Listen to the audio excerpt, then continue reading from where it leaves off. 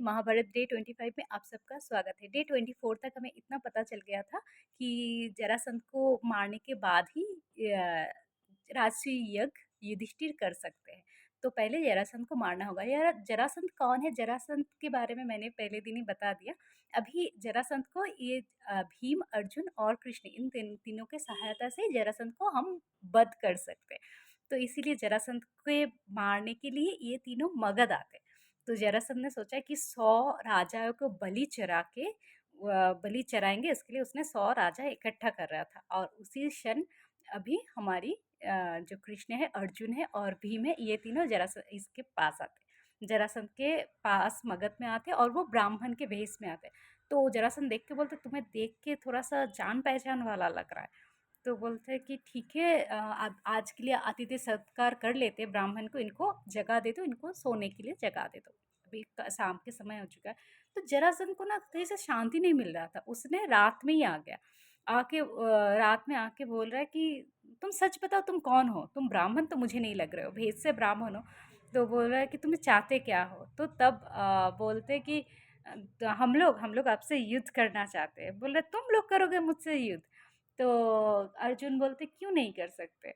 तो बोल रहे ठीक है, मलयुद्ध तो कर ही सकते। तो बोलते बोल बताओ कैसे मलयुद्ध, कौन करना चाहते तुम तीनों में से मलयुद्ध? बोलते आप ही बोलिए कि किसके साथ आप करना चाहते हो। तो बोलते तुम लोग बोलो, किस कौन चाहते मेरे साथ ये मलयुद्ध करने? तो जैसे तब भीम बोलते मैं करूँगी। तो बोलता है ठीक है, अभी मलयुद्ध का तो समझ में आ गया, अभी तुम बताओ सच में तुम्हारी परिचय बताओ। मैंने वचन दे दिया, मैं मलयुद्ध करूंगी, तुम बताओ तुम्हारी परिचय क्या है? तब कृष्ण बोलते हैं मैं कृष्ण हूँ। तो और वो अर्जुन है, वो भीम है। तो बोलते हैं, हाँ मुझे तो कुछ तो शक हुआ था, तुम लोग साधारण ब्राह्मण तो नहीं हो। ठीक है, कल सुबह मलयुद्ध का शुरुआत होगा। मलयुद्ध शुरू होता है। मलयुद्ध शुरू में तो पहले पहले भीम तो उसको कुछ भी वश में नहीं कर पाते, मार नहीं पा रहे थे। दो हिसाब से ऐसे चीर देते हैं, चीर के ऐसे फेंक देते, देखते फिर से वो दो बॉडी एक साथ हो रहा है जरासंध का, फिर से चीर रहा है, वैसे फेंक रहा है, फिर से जरासंध का दो बॉडी एक साथ हो जाता है। जैसे ही एक साथ होता तो कृष्ण की तरफ वो देखते देखते कृष्ण एक तीली के साथ ऐसे करके दोनों को दो साइड में ऐसे फेंकते, मतलब उनका दो जो बॉडी है उनको विपरीत दिशा में अगर फेंकोगे तो वो विपरीत दिशा कभी एक नहीं हो सकती। तो वो क्योंकि वो तो पैदाइशी से वो अलग, मतलब उनका बॉडी तो एक साथ नहीं था ना, वो दो बॉडी ऐसे चीरा हुआ था, अलग अलग आधा हिस्सा हुआ था उसका बॉडी का, शरीर का। तो अभी ऐसे करके जैसे दिखाते कृष्ण ने, तो वो ही भीम ने करते बॉडी को ऐसे फाड़ के ऐसे फेंक दे दो साइड में। तो जरासंध बंद हो जाता है, फिर वो लोग वापस आते हैं। अभी राजसूय युग के लिए बीच में कोई, इन लोगों के बीच में कोई कांटा नहीं है। तो अभी क्या करना है? तो जाके पहले इनको क्या बोलते हैं, हमारी जो धृतराष्ट्र के पास जाना है युधिष्ठिर के साथ। तो फिर बोल रहे तब और सारे राजाओं को भी उनका वर्षता जो हमारी युधिष्ठिर के पास सर, मतलब उनके साथ सर झुकाना पड़ेगा, तो ही ये राजसूय, क्योंकि ये जो सब भी राजा का जो भी सम्राट है, वो सम्राट ही एक ये राजसूय यज्ञ कर सकता है। तो सारे सम्राट बनने के लिए सारे राजाओं को पहले युधिष्ठिर को पराजय करना होगा। तो युधिष्ठिर राजसूय यज्ञ करने से पहले कृष्ण को बोल रहा है मुझे लग रहा है अगर मैं राजसूय यज्ञ कैसे कर सकती हूँ, तो मुझे हस्तिनापुर से बिछड़ना होगा। तो कृष्ण बोलता तुम तो बिछड़े ही हो, तुम्हें लगता है तुम हस्तिनापुर के साथ हो? तो बोलता मैं कैसे, मेरी उधर तो मेरी बड़े पिताश्री है। तो बोल रहे हाँ उन्होंने ही तुम्हें अलग किया है ना, तुम क्यों राजसूय यज्ञ के लिए मना कर रहे हो? तुम अभी स्वाधीन हो, तुम पराधीन नहीं हो। तुम स्वाधीन अपने खुद का ध्वज फैलाओ, तुम खुद के जो इंद्रप्रस्थ है उसका ध्वज फैलाओ, क्यों हस्तिनापुर के मतलब अंडर में रहना है तुम्हें?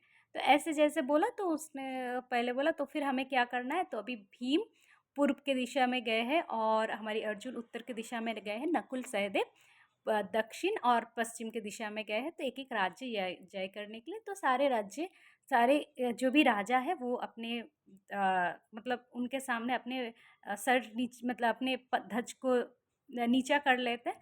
तो उनके साथ हमारी जो ये जो इंद्रप्रस्थ का जो राजकुमार है, सारे उनके मित्रता स्थापन कर लेते हैं। और जो उनके सामने युद्ध के लिए आते हैं, तो युद्ध के साथ इन लोगों ने पराजय करके वापस आते। ऐसे ऐसे करके सारे जो भी भारतवर्ष में सारे राजा को पराजित करके इन लोग वापस आते। अभी राजसूय यज्ञ के बारे में ये लोग निमंत्रण देने के लिए जाते हस्तिनापुर में। हस्तिनापुर में सब जो कृपाचार्य है, कुलगुरु कृपाचार्य, गुरुदेव द्रोणाचार्य, सब उनको अच्छे, उनका जो भी है वेल विश देते हैं और सब लोग खुश होते हैं। विदुर भी खुश होता है, पितामह भीष्म, गंगापुत्र पितामह भीष्म भी खुश होते हैं।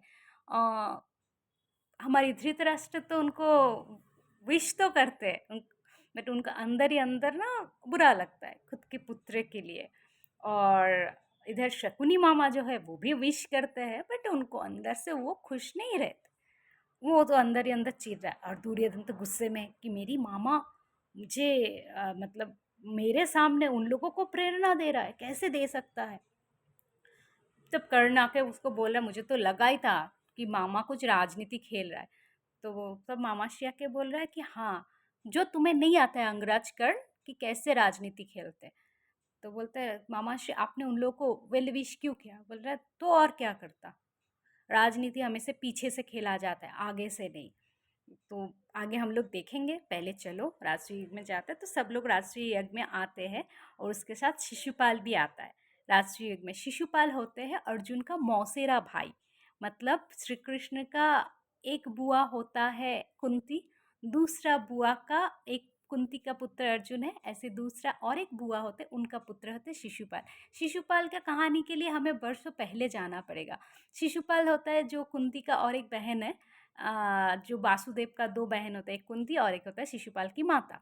तो शिशुपाल के माता का प्रसव, जब उनका प्रसव का समय आते, तो प्रसव होता है जब शिशुपाल जन्म लेते 4 भुजाएँ के साथ, मतलब 4 हाथ और एक ऐसे इधर एक आँख है, सर पे एक आँख लेके, मतलब ऐसे उनके जो इस पे है थर्ड आई जिसको बोलते हैं, उसके साथ वो जन्म लेता है। तो उसको देख के सब डर जाती है, कैसे राक्षस रूप कैसे हुआ, ऐसे क्यों है। तब शिशुपाल जब जन्म लेते हैं तो उनको किसी गुरुदेव के पास आकाशवाणी से उनको पता चलता है कि इनका जो 4 जो भुजा है, इनका 2 भुजा है और आँख जिसके गोद में जाके विलुप्त हो जाएगा, उनके हाथ में इसका मृत्यु है। तो और ये पुत्र तो बोलता है तो फिर इस पुत्र को मार दे, मतलब जन्म से पहले इसको दफना देते हैं। तो बोल रहे हैं नहीं, इस पुत्र बाद में बहुत बड़ा वीर बनने वाला है, इसको मत मारो। बट हाँ, इसका भी वध होगा और जिसके गोद में जाके ये वध होगा उसके हाथ में, गोद में जाते इसका 2 भुजा है, 2 हाथ, और ये जो थर्ड है वो विलुप्त हो जाएगा। तो जैसे सबके गोद में थे, किसी के गोद में जाके विलुप्त नहीं हो रहा, विलुप्त नहीं हो रहा, और ये तो इधर शिशुपाल की माताएं रोते रहते, रोते रहते। तब जाके एक दिन कृष्ण उनकी माता पिता के साथ, कृष्ण और बलराम आते हैं शिशुपाल के पास, मतलब बुआ के घर में घूमने आते हैं। तो वो सब लोग देखते थे, तो ये तो शिशुपाल की माता रो रहा है कि ये ऐसे संतान है, पता नहीं कि ये तो ज़्यादा दिन बोल दिया है आकाशवाणी ने कि ये ज़्यादा दिन ये तो बड़ा होगा, बट इसका इसका भी वध होने वाला है, किसके हाथ में वध होने वाला है पता नहीं। ऐसे करते करते खेलते खेलते कृष्ण के हाथ में जैसे दे, गोद में जैसे देते, उनका 2 हाथ और थर्ड आई विलुप्त हो जाते। तब उसको लगता है कृष्ण का हाथ में ये विलुप्त होगा, कृष्ण का हाथ में ये वध होगा, कृष्ण के पास जाके इसका 2 हाथ विलुप्त हो गया है। तो जैसे वो ना सोच के शॉक हो जाते शिशुपाल की माता। तब रात में अब फिर शिशुपाल के पास शिशुपाल को रख के रात में कृष्ण के साथ मिलने आते हैं। फिर बोलता है ऐसे मुझे वो तुम्हारे पास आके उनका 2 हाथ और उसका जो तीसरा नेत्र है वो विलुप्त है, मतलब तुम्हारे पास ही उनका वध होने वाला है। अभी तुम बताओ, मतलब एक माँ हो के मैं कैसे मेरे पुत्र का वध देख सकती हूँ? तो बोलते ये अगर भविष्यवाणी है तो आपने क्यों भविष्यवाणी जानने की कोशिश किया? तो बोल रहा है कि नहीं, मुझे जानना था तो मुझे ये जानकारी मिली है। तुम मुझे वचन दो, तुम मेरे पुत्र को कभी उसका अपराध, सारे अपराध माफ़ कर दोगे। बोले ये ऐसे वचन मैं कहाँ से दे सकती हूँ? तो बोलता है नहीं, तुम मुझे वचन दो, उसका सत अपराध तुम माफ़ कर दोगे। तो बोल रहा सत अपराध ठीक है बुआ, मैं आपको आपका सात सत अपराध मैं माफ़ कर दूंगी। तो मतलब आप आपका पुत्र का सत अपराध जो भी है वो मैं माफ़ कर दूंगी। तो बोलते तुम वचन दे रहे हो ना? बोला हाँ, जो अपराध स्वरूप अपराध है ऐसे सत अपराध मैं माफ़ कर दूंगी। सत मतलब 100, उसका माता ने बोला था सारे अपराध माफ़ कर दो। तो ऐसे करके शिशुपाल की अभी कहानी फिर से आते हैं। तो शिशुपाल क्या करता है, राजसूय यज्ञ में आते हैं। मतलब सारे राजाओं को निमंत्रण किया है ना, तो आते हैं, धृतराष्ट्र आते हैं, कृपाचार्य द्रोणाचार्य दोनों आते हैं। इधर युधिष्ठिर आते हैं, दुर्योधन दुशासन दुर्योधन दुशासन आते हैं, और इधर युधिष्ठिर, भीम, नकुल, सहदेव, ये पांचों भाई राजसूय यज्ञ कर रहा है। तो यज्ञ खत्म होने के बाद जैसे उन लोग राजसभा में आते हैं, दुर्योधन का वो युधिष्ठिर का राजसभा देख के अंदर ही खुन्नस पैदा होता है। तो जैसे वो देख के खुद को गुस्से में खुद को कंट्रोल नहीं कर पाते, तो अभी सारे एक के बाद एक सेलिब्रेशन आया ना, तो अंगरज कर्ण आए हैं, युधिष्ठिर आया, कृपाचार्य आया, द्रोणाचार्य आया, सारे एक के बाद एक, सारे जो भी महान व्यक्ति है, रति महारथी है, सब अभी इसकी राजसभा, युधिष्ठिर के राजसभा में ये अनुष्ठान, मतलब ये जो अनुष्ठान हो रहा है ना, राष्ट्रीय यज्ञ का अनुष्ठान में आया है।